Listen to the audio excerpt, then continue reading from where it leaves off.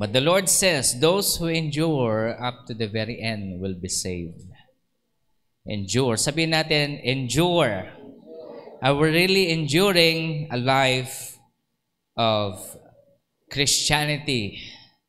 A life of Christ-likeness? The Lord says in His Word in James chapter 1, start tayo sa verse 22. But prove yourselves doers of the word, and not just merely hearers who delude themselves. If anyone is a hearer of the word and not a doer, he is like a man who looks at his natural face in the mirror. For once he looked at himself and gone away, he immediately had forgotten what kind of person he was.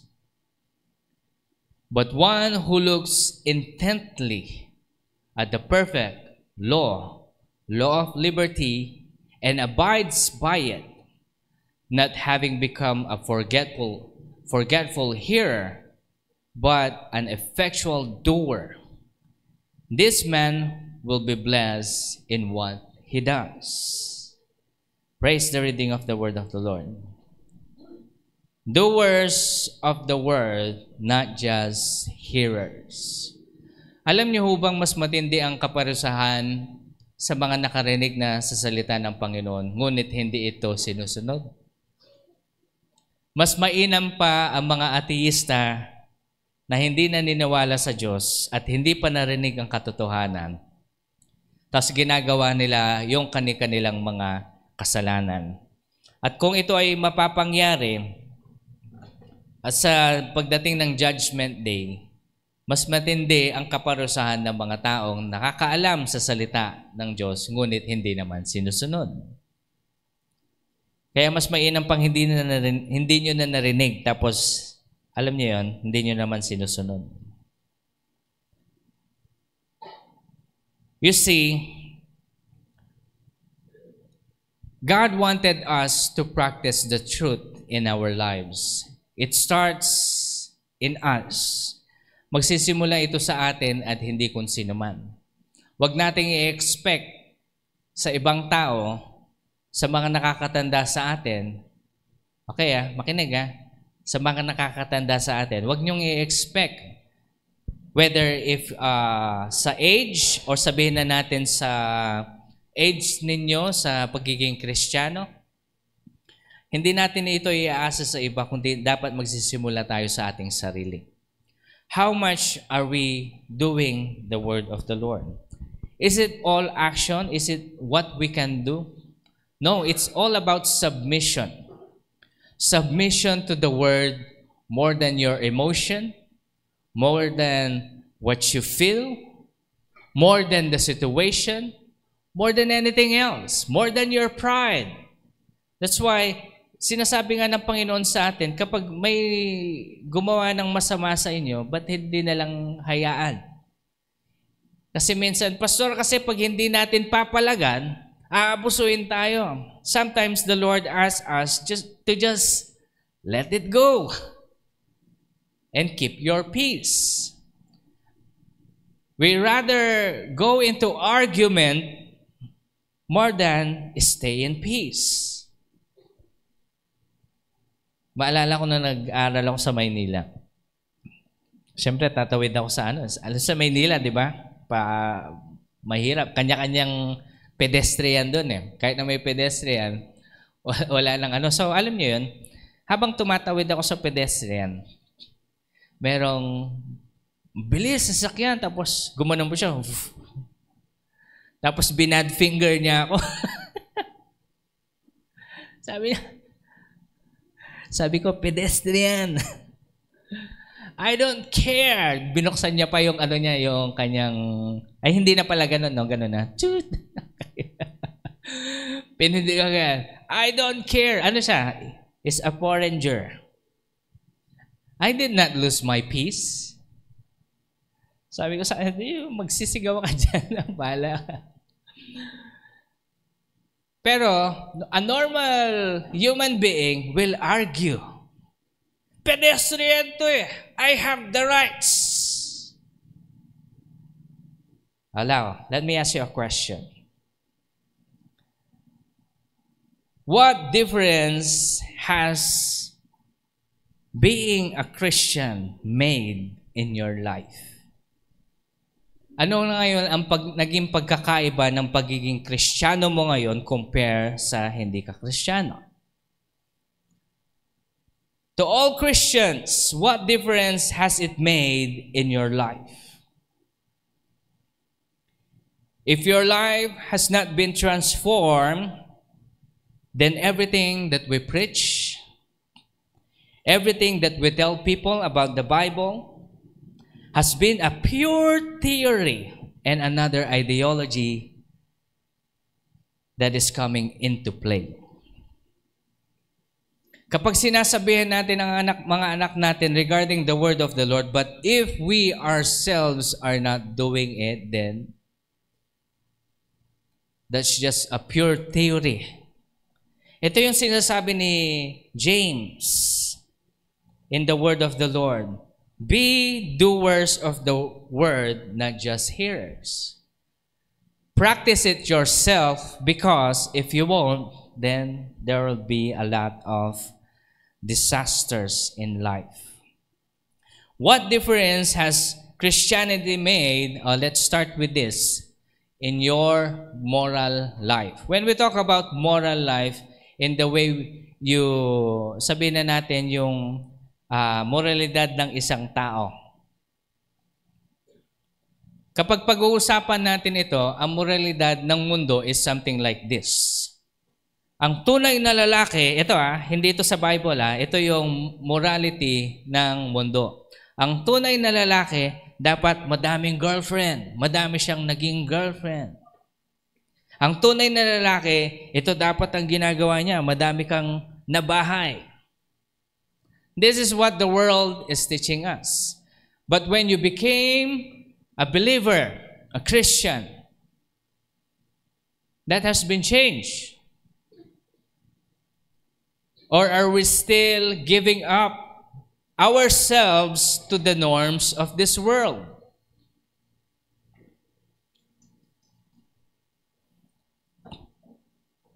Sabi ng mga ibang kakilala ko, tol, kailangan kasi ng lalaki yun. They're talking about sex. Kailangan kasi ng lalaki yun. Yes. There are some people who cannot control themselves. Kaya nga sabi ni Pablo, kapag hindi nyo makontrol yung passion nyo regarding, diretso ko na po regarding sa sex. Sabi ni Pablo, hindi kasalanan, mag-asawa. Mag-asawa kayo. Pero hindi ibig sabihin, kasi ang sinasabi ng mga taga-Korinto na the food is for the stomach.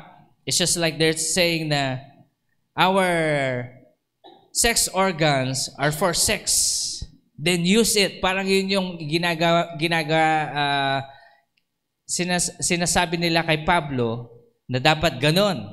Pero not so, sabi ni Pablo. The body is the temple of the Holy Spirit. The body is the temple of the Spirit. When we become a Christian, when we believe in the Lord Jesus Christ, you ask yourself, ano ba yung naging difference nito ngayong Kristiyano ka na? Nagpalit ba yung morality mo o hindi? You cannot say that you are a pastor, then you will encourage the young people to, narinig ko to sometime Hindi ko alam kung sino nagsabi na ini-encourage niya yung mga young people na maghanap kayo ng matandang mayaman. Sabi niya, sabi ko, what is wrong with this guy? Maghanap kayo matandang mayaman na bubuhay sa inyo. Well, nakasulat ba sa Bible yon? Has Christianity changed us in terms of our morality? Hindi lang yun Let me just be straightforward regarding this kasi kailangan nating i-address ito. Parang isa pa sa ganito. Ito hindi ko alam kung ano ito. Sabi ng Panginoon sa kanyang salita, Romans 16:19, Be excellent about what is good. Be innocent of evil. Okay? Well, let me ask you, malalaman ko kung innocent nga talaga kayo sa evil. Merong mga ibang kabataan, nung tinanong ko sa kanila, kasi nagkakantsawan silang ganyan-ganyan. Uy, eye candy, sabi. Alam niyo yung eye candy? Good. Alam niyo? Uy, eye candy, sabi na. Anong eye candy? Sabi na, may candy kayo ako. May candy kayo? Sabi hindi, sabi niya. Ayun kuya, eye candy, sabi niya. They are referring, look at this now. I was in Singapore at this time. And they were looking, alam niyo kasi sa Singapore, meron yung part na yung isang store nila, merong mga bunch of kalalakihan na ang lalaking katawan, yung talagang macho. Tapos, minomodel nila yung pants na binebenta. Sabi ko, eye candy, yun pala yun. Nag-gets nyo? Hindi ba nag-gets? Good! Be excellent about what is good, but be innocent of evil. Ito, mga kabataan, they are looking at a person lustfully. And they're telling themselves, it's eye candy. They love looking on this particular models. Sabi ko, yung pala yun. When we become a Christian, do you think we should practice the same? When you become married, you must look at a woman respectfully. The problem is we don't respect ourselves. That's why we disrespect other people. In a way that this is the world, what the world is teaching us. Remember, okay? Remember this, no? Akala nyo yung mga nangyayari ngayon, hindi nangyari ito nung nakaraan. Remember that sa Egypt time pa lang, 'di ba? Ano yung mga damit nila? They're only using paintings. Tapos mga yung mga ang pang-cover nila mga golds. Sabi dito just to emphasize the beauty of a woman or a man. Hindi sila masyado nagdadamit kaya masyado. Hindi pastor, baka mainit doon. Makita ba kayo mga Egyptian ngayon nakaganon yung damit? No, it was happening before.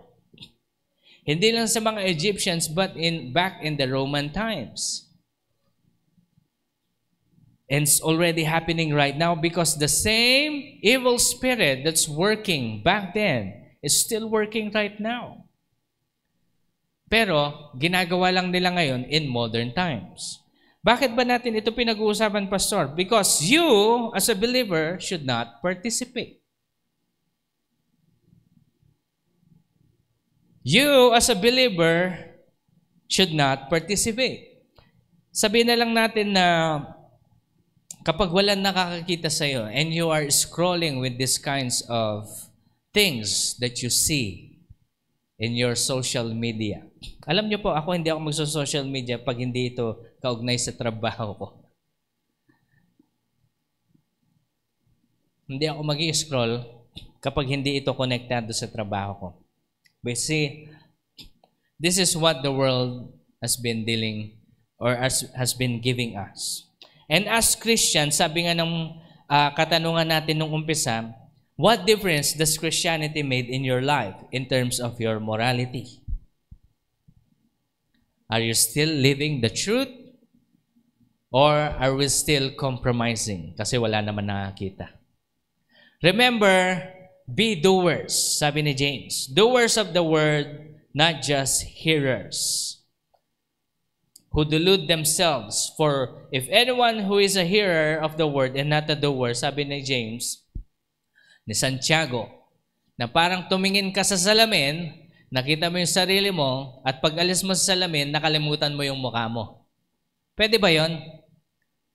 Hindi naman pwede mangyari yun sa katotohanan kasi can you forget your face? No. So be doers of the word. What has Christianity made in your life? Have you been transformed in your morality?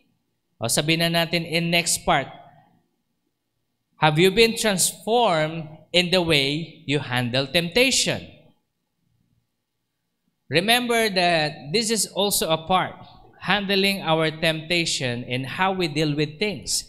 Hindi lang ito sa lustful things, but also giving up to what our body desires. Amen?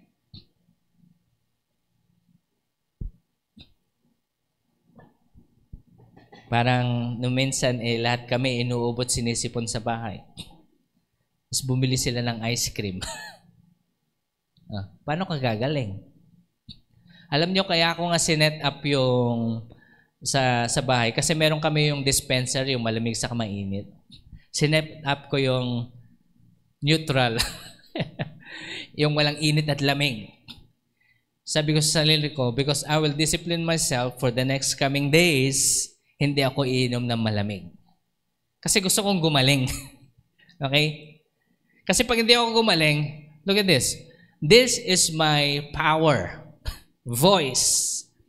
In terms of work and also in ministry, if I lose my voice, gutom tayo lahat. Okay? Sabi ko sa bahay, gutom tayo lahat. If I will not discipline myself, magugutom kami. Hindi ako kikita. Hindi ako maagawa ng trabaho ko. You see, discipline. Hindi, Pastor, kasi masarap kasi chocolate. Chocolate and coke. Gusto ko din eh. Pero alam nyo, dapat iiwasan natin yun. That is a part of, sabihin na natin, kapag Kristiyano ka na, you know how to control this. You are not going to submit to this body. But you're going to let your body submit to you. The real you is a spirit. Amen? The real you is created in the image of God. Spirit. Ang pagiging Kristiyano, na-transform ka ba in how you handle your temptation? O, ito pa, isa pa next. How you handle your finances. Are you submitting to the word of the Lord in how you handle your finances? Alam niyo po yung pagbibigay natin ng tithes, actually it's just a part of discipline. The Lord doesn't need your money. And I'm telling you the same, we, the church, or this church in particular, doesn't need your money. Pastor, pwede bang wag na kami mag-tithes? Pwede din. Bahala kayo. Okay lang. Pero nasa sa inyo. I'm telling you the truth, if the Word of God tells us to give, then give. Sabi diba sa Old Testament, we give our 10%. Pero sa New Testament, give in accordance to your,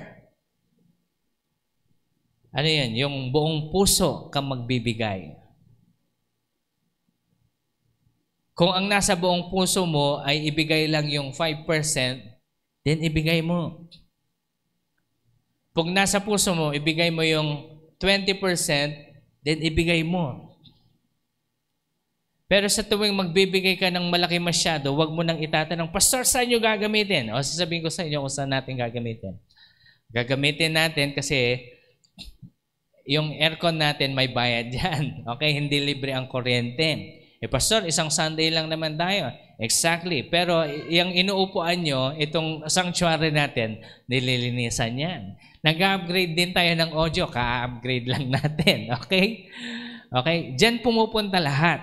I'm telling you all of these things because these things are needed inside the church. So that we can spread the gospel. Kasi kapag pangit yung audio natin, I'm telling you, inaral ko po kasi yan eh. Kahit nagkano pa kaganda ng camera mo, pag yung audio ng video ng inyong preaching, pangit, walang makikinig. Sabi ko sa inyo, mas maganda pa yung pangit yung camera mo, basta maganda yung audio, boom, may makikinig.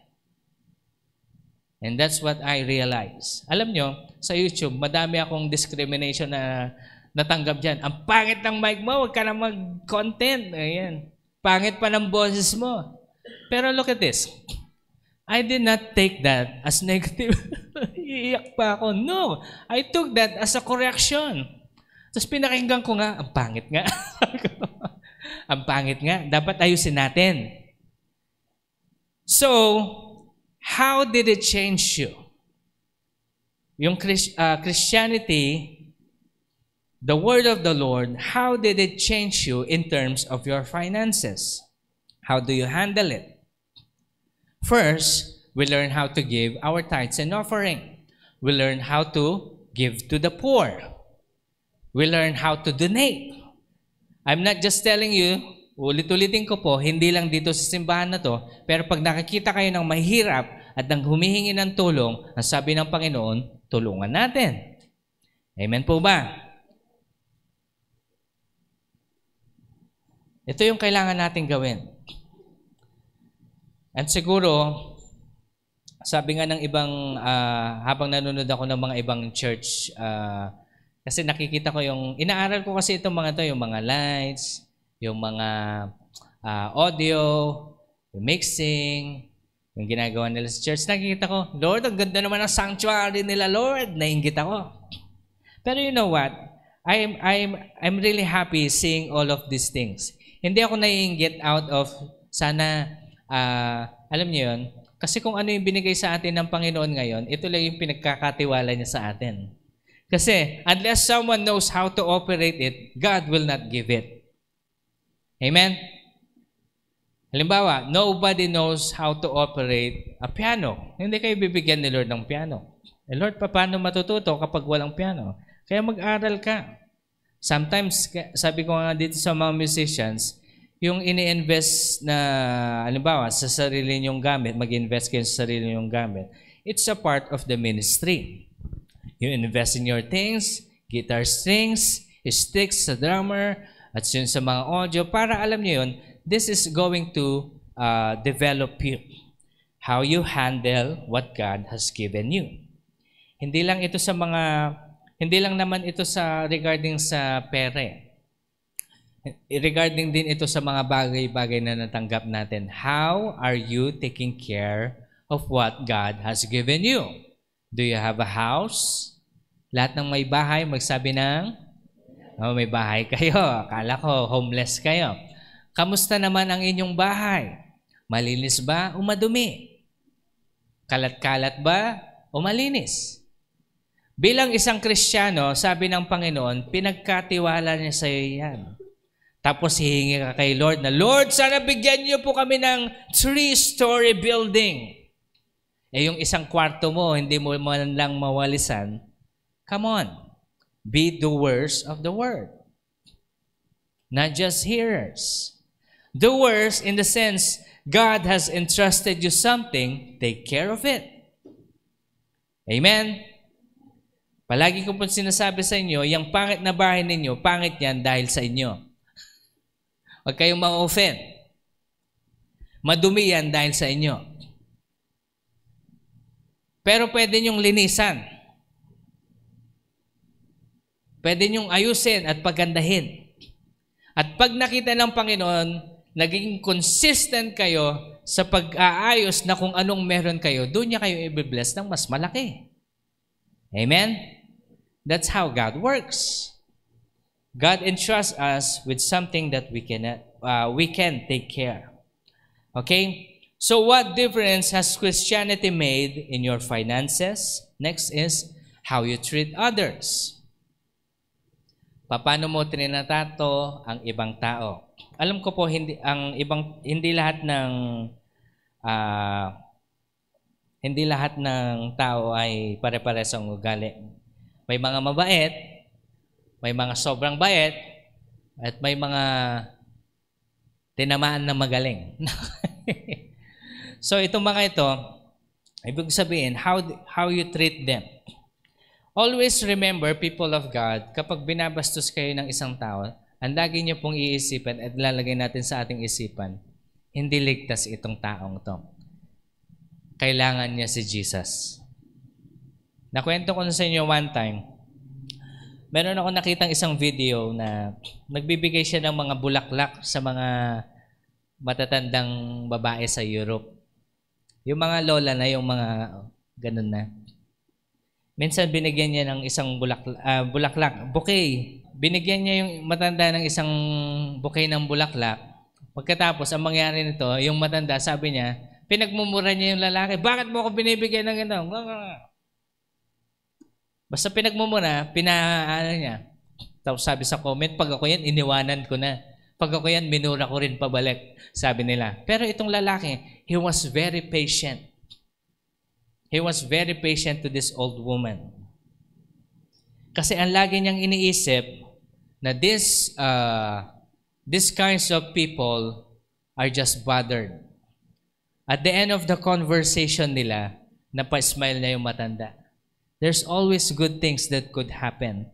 This thing is one, for instance, sabi niya. Kaya tinanggap niya na lang yung kasayahan. So ito yan. How we treat others in accordance to the word of the Lord. Sabi ni Lord, love your neighbor like you love yourself. Do you love yourself? Are you sure? Okay. Wag naman. Okay, makinig kayo mabuti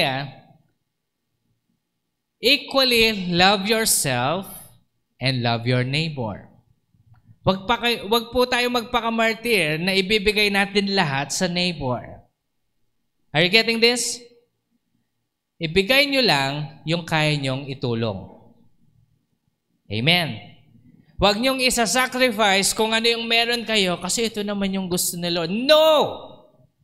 The Lord says, love your neighbor like you love yourself. Amen. Balance tayo, mga anak ng Diyos.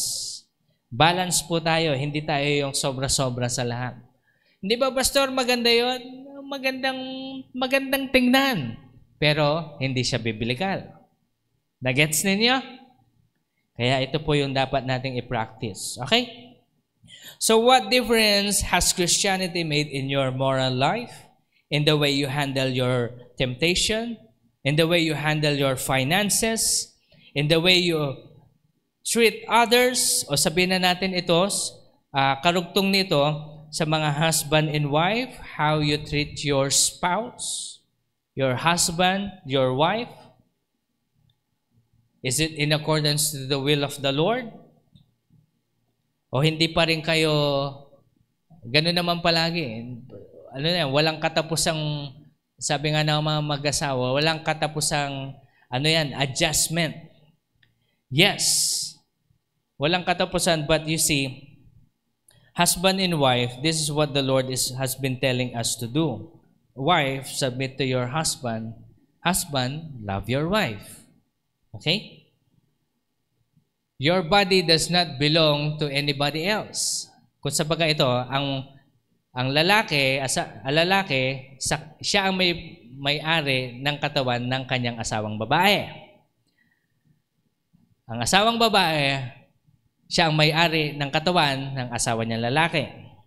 They take care of one another. Okay? Not just physically, emotionally, but also spiritually. Amen. It's a part. What difference has Christianity made in the way you treat your husband and your wife so that your children might learn by observation? Remember, lalo na po sa ating mga newlywed, yung mga anak ninyo, sponge yan. Lahat ng normal sa inyo, magiging normal sa kanila. Pag sa loob ng bahay, hindi nyo sila tinuturo ang magsabi ng, I love you. Huwag nyo expect paglaki yung anak ko, hindi nag-I love you sa akin yan. Simulan mo, magulang ka. Amen. Turuan niyo po sila. Kasi yan, hindi yan innate. You have to bring it to them. So Christianity is one part, o sabihin na natin yung word ni Lord is one part that could change us. We follow the word. Lagi ko pong sasabihin sa bawat isa sa inyo, if you want to learn the norms of this world, you go to the world. But if you want to learn the norms of God, study Proverbs. Amen? Basahin niyo yung Proverbs. Konti lang yung book, manipis lang yan, pero ito yung gawin yung normal sa buhay ninyo. Okay? Basahin natin yung Proverbs. Buo yan. Kasi ito po yung gusto kong ipunto sa lahat, sa bawat isa sa inyo. When the Word of God, listen to me, ito yung pinaka-point natin. When the Word of God is unused, hindi nagagamit. When the Word of truth is not practiced, the Word of the Lord still remains the truth, pero parang inilibing mo. Okay? Parang inilibing mo. At alam natin, if the word of truth, the Bible, is not practiced, the lies of the enemy prevails. Ang kasinungalingan ng kaaway ang mananaig. Makinig kayo mabuti, kapag hindi natin pinapractice sa ating sarili, sa loob ng bahay natin, ang katotohanan ng kanyang salita, ang kasinungalingan ni Satanas ang mananaig. At tandaan ho natin na kapag ang kasinungalingan ay aktibo, when lies are active, the demonic powers are working. We do not wrestle against flesh and blood, but we wrestle against one of the spirit is powers. Bakit na-mention ko dito sa ating study na when the word of truth is not practiced inside your house, in yourself, if it's not practiced in your workplace or wherever you go, kapag nag-aaral ka sa school, it's not practiced in your attitude, makinig kayo mabuti. Sabi ng Panginoon sa bawat isa sa atin, demonic activity will prevail. O, bigyan ko kayong isang example para maintindahan natin. Ano? Kapag sa isang school na-practice yung mali, halimbawa ito isang bagay ito, no? Like kung sinasabi sa sa admin natin, lalo na kapag meron kasi kami mga ibang parents na darating, paano ko ma-explain to? Basta confused sila. Okay? Confused sila. Confused in the sense na meron silang pronoun. Okay? Meron silang pronoun.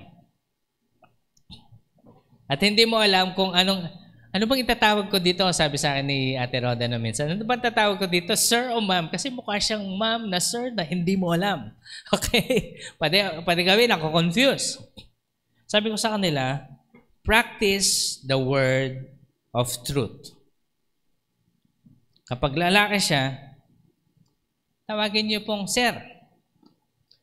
Baka ma-offend. Who cares? This is a Christian school. If you're going to be offended in this Christian school, maghanap kayo ng ibang school. Hindi, discrimination yun. That's what the world says. But if the lies is being practiced in a vicinity of a Christian school, I'm telling you, pag pinanaktis natin itong kasinungalingan na to, demonic activity will set a foothold of this ministry. Nag-gets natin? Okay? Kaya kapag Miss Ronald, sa kanila, pag may nakita kayong ganon, tawagin niyo sila as they are. E paano, Pastor, kapag nag-request sila, ay tawagin niyo na lang po ako, ma'am. lagi niyo pong sasabihin na we are a Christian school.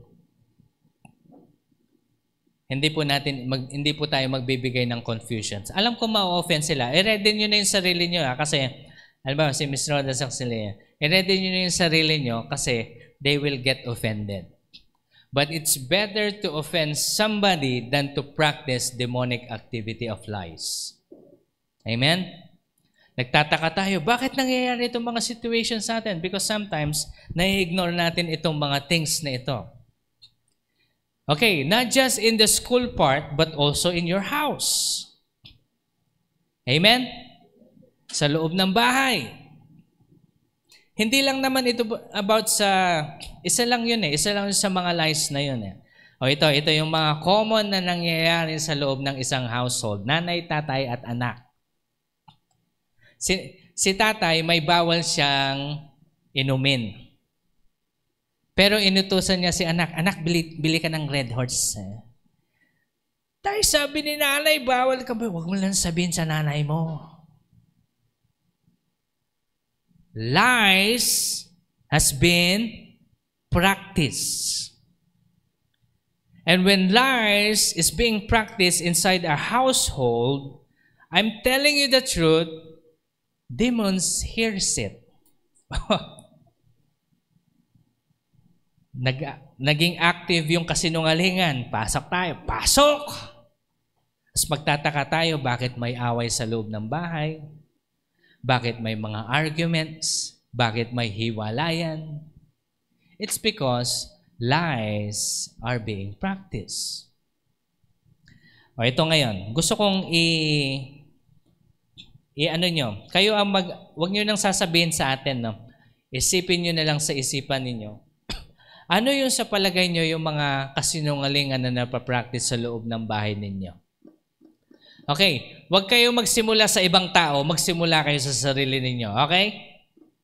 Do not condemn, hindi kasi itong taong to itong taong to. Kapag inayos lang kasi nitong, no, start with yourself. What do you think have you been practicing that lies are being active? Kaya nga sabi ni James, sa kanyang salita, the word of the Lord, sabi niya dito, be doers of the word, not just hearers. Amen? Ephesians chapter 2, verse 2, in which you were once walked. You were following the ways of the world, influenced by the present age. In accordance to the prince of power of the air, Satan, the spirit who is at work in the disobedient, the unbelieving, who fight against the purposes of God. Remember, if the truth, the word of God, is not practiced, listen to me, disobedience begins.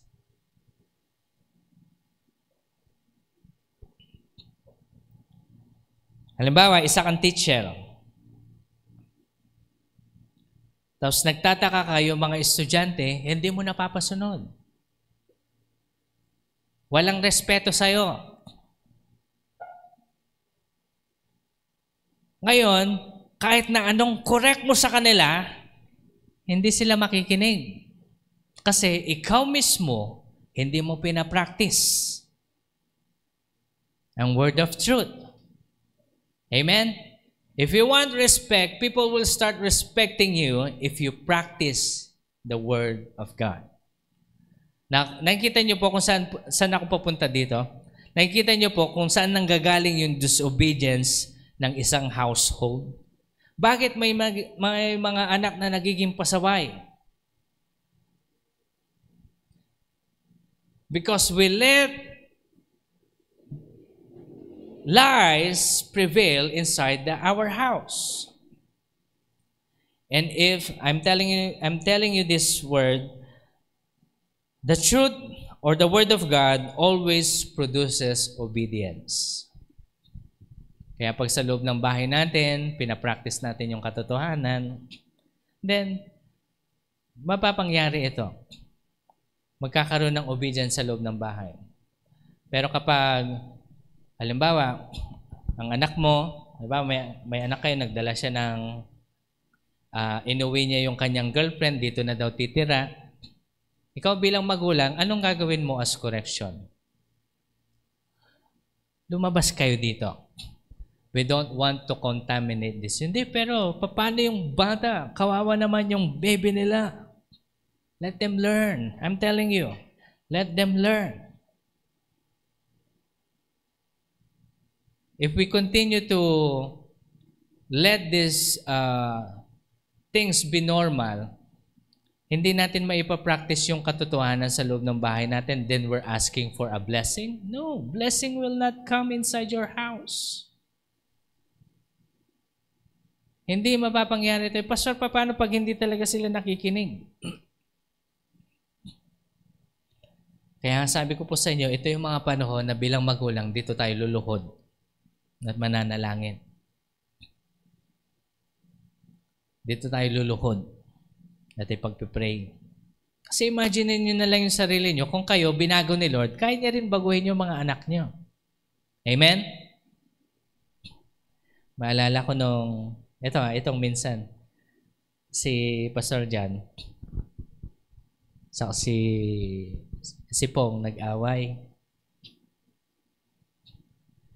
Tapos natanong ko si Papa nung minsan, Opa, puti, okay, kahit nag-away kayo kahapon, hinatid mo pa rin siya sa trabaho niya. Tatrabaho siya sa Clark dito na. Buti na, mo yan. Yung parang mo, sabi ni Papa sa akin, kahit naman anong gawin ninyo, sabi niya, anak ko pa rin kayo. Anak ko pa rin kayo. Yung mga ugali niyong ganyan, wala yan nung ako, sabi niya. Kaya kung ako kayang baguhin ng Panginoon, babaguhin din kayo ni Lord. Same thing, people of God. So then, I actually learned that all of these things can be changed.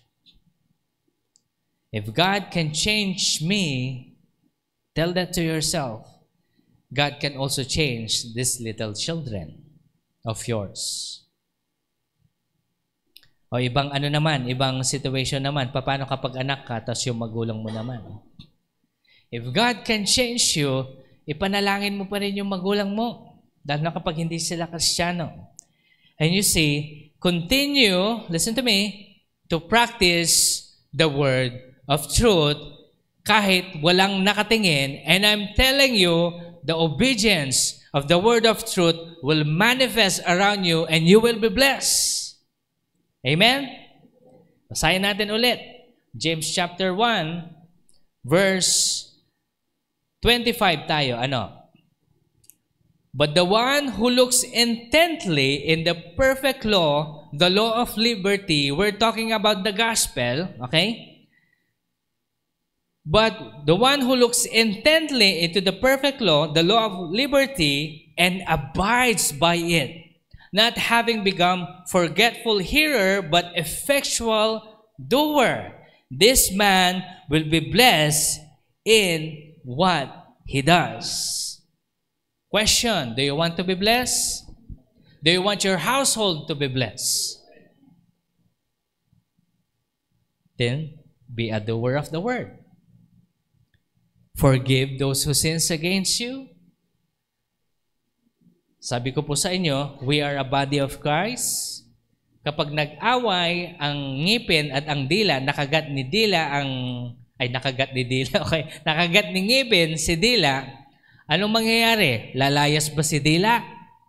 Hindi ba sila mag-iimikan? Makinig kayo mabuti. They patch themselves and move on to what they need to do, is to operate into the kingdom of the Lord. Same thing for all of us. May mga arguments tayo kasi unique tayo in every way. Kasi ang dila, hindi siya ang ngipin. Ang ilong, hindi siya yung tenga. May iba-iba tayong function and we need to understand that we must learn all of these things.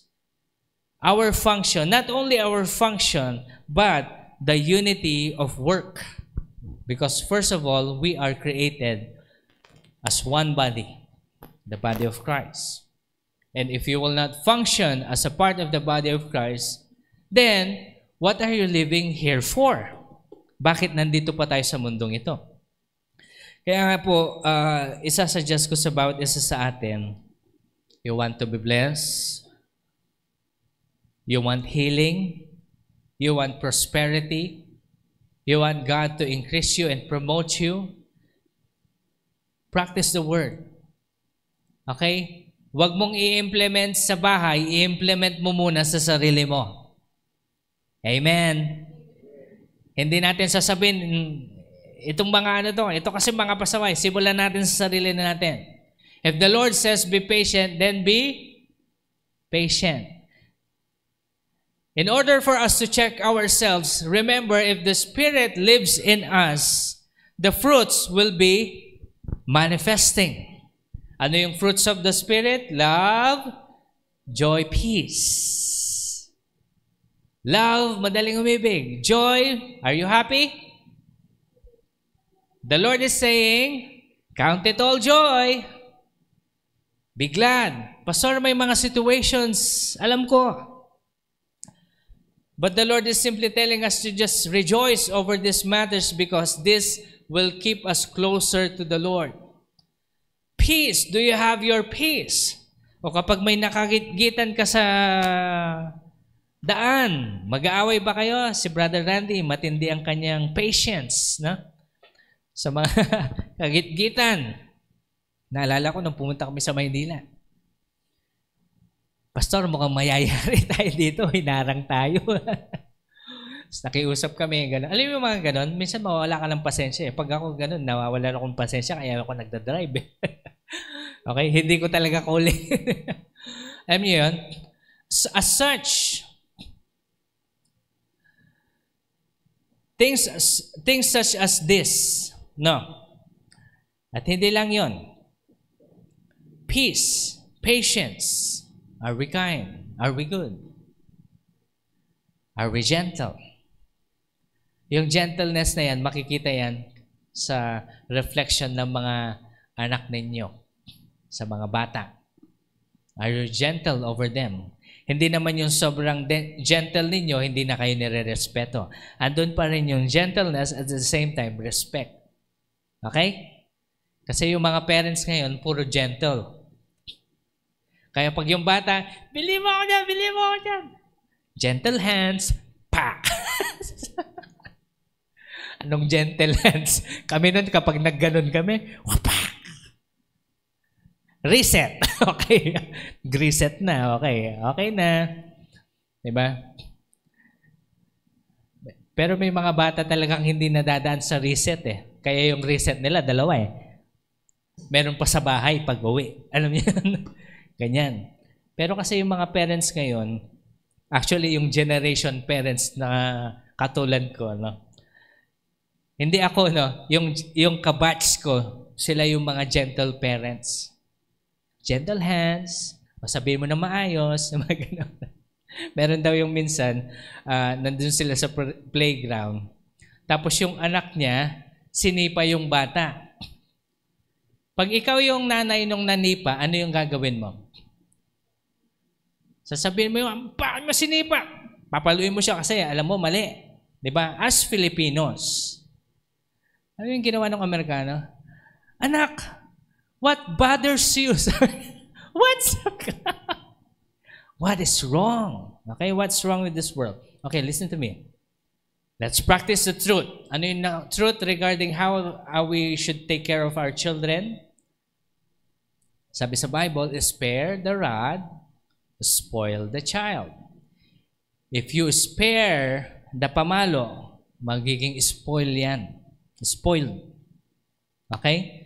Kaya nga kapag mahal mo ang anak mo, kailangan mong alamin kung paano sila disiplinahin.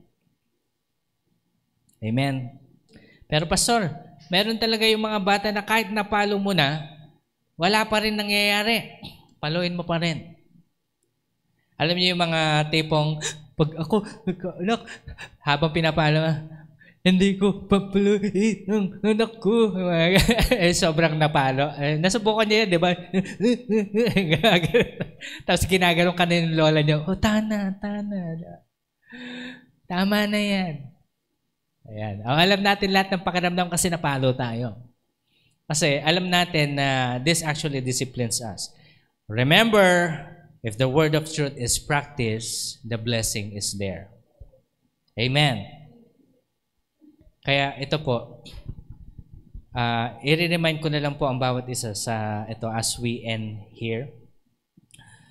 Remember, na huwag tayo basta-basta makikinig sa mga, lalo lang ngayon na, ang dami pong lumilitaw na false teaching.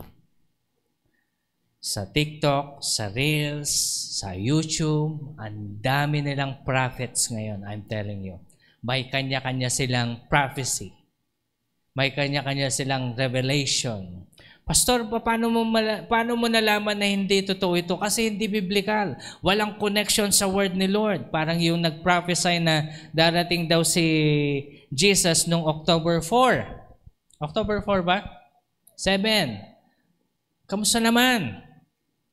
Tapos, naiwan siya. Naiwan yung nag-prophesy. Sabi niya, nalipat daw yung date. Nag-update siya sa YouTube niya, nalipat daw yung date. Magiging, ito na daw yung bago.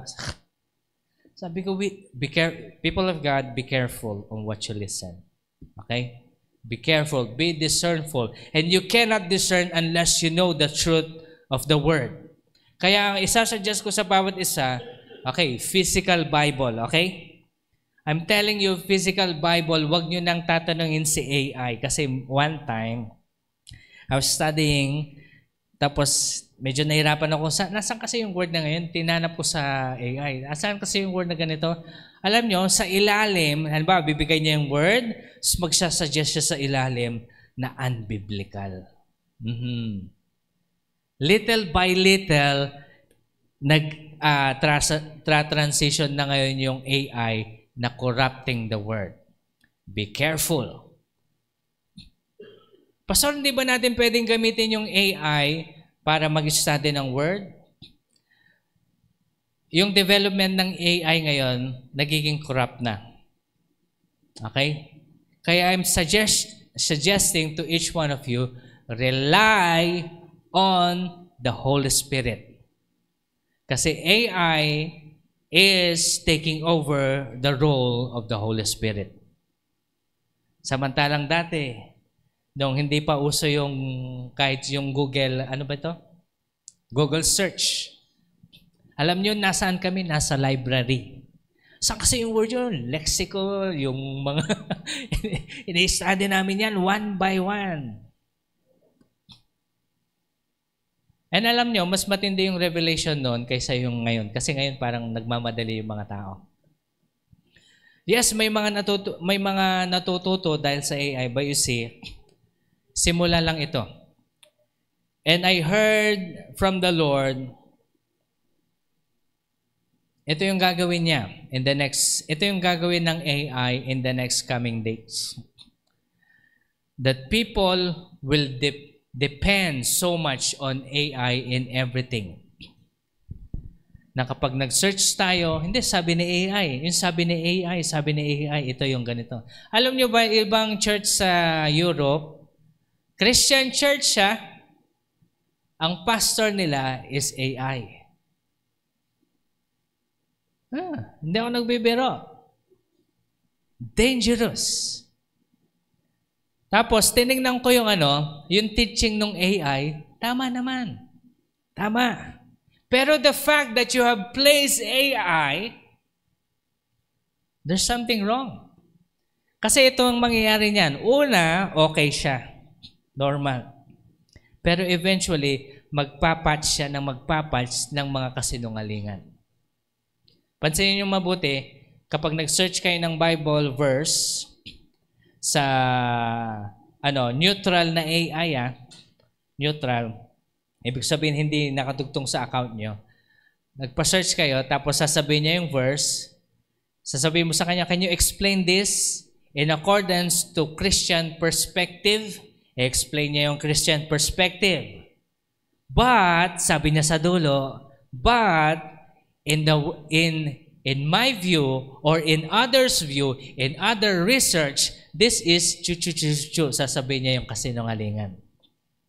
And alam nyo, as normal person, kasi ito, yung generation natin is caught in between technology and no technology. Ibig sabihin, halimbawa ako, pinanganak ako ng 80s, nabuhay ako ng 90, yung kabataan ko is during the 90s, wala pang computer. First time ko magka-cellphone nung high school na ako. Alam niyo yung cellphone pa noon is yung text lang talaga, okay? Sa katawag. Lumabas lang yung internet around 2000, 2001 sa Pilipinas. Ang maganda dito, sa generation natin, we can live without internet. Amen po ba? Sa mga at least yung mga kaedad ko. Pero alam niyo itong mga kabataan na ito ngayon, tanggalan mo ng cellphone yan na nawawala sa sarili. Pag kinuha mo yung cellphone sa kanila, parang, ano ang gagawin ko? Napapraning sila. At minsan nga nakita ko dun sa isang video, yung anak niya ayaw pumasok. Kasi daw nag-start sila ng event sa Roblox. Ha? Tatay ka, anong gagawin mo? Yung anak niya gumaganon pa. Magbihis ka na, papasok ka na. Sabi niya ganyan. May event kami. Sumiiyak pa yung bata. Tapos uupo, tatayo, tapos magbihis. Pag ako yung tatay nun, binatungan ko yung anak na yon. Sino bang masusunod? Magulang po tayo. Tanggalan nyo ng cellphone, hindi kaya magdisiplina sa sarili. Pero itong mga kabataan ngayon, hindi na kaya mabuhay ng walang cellphone. Well, let me ask you, can you live without cellphone? Pastor, andun na yung mga bangko, andun na yung mga... Sabihin na natin, pero yung iba kasi parang nakadugtong na dun yung buhay nila. Ang parusa sa amin nung mga maliliit kami kapag gumawa kami ng kalokohan. Pumasok ka sa kwarto mo, napalo ka na, pumasok ka sa kwarto mo, huwag kang lalabas dyan. Agad di ko sinabing di ka lalabas dyan. Ang parusa sa mga bata ngayon, lumabas ka! Huwag kang papasok sa kwarto mo kasi sa loob ng kwarto, nakapag-cellphone sila. Okay? So people of the Lord, just a reminder, be careful. Because the world is changing at palitan na po natin yung ating norms in this world. Ang gusto ko lang i-point out po sa bawat isa ngayon na let this word be practiced to yourself first. Amen? Gawin mong normal sa sarili mo. At pagkatapos, i-implement mo sa bahay mo. Amen? Pag may mali, ituwid mo in accordance to the word of the Lord so that the blessings of God will stay in your house. Amen. Okay, let's all stand in the presence of the Lord. Hallelujah.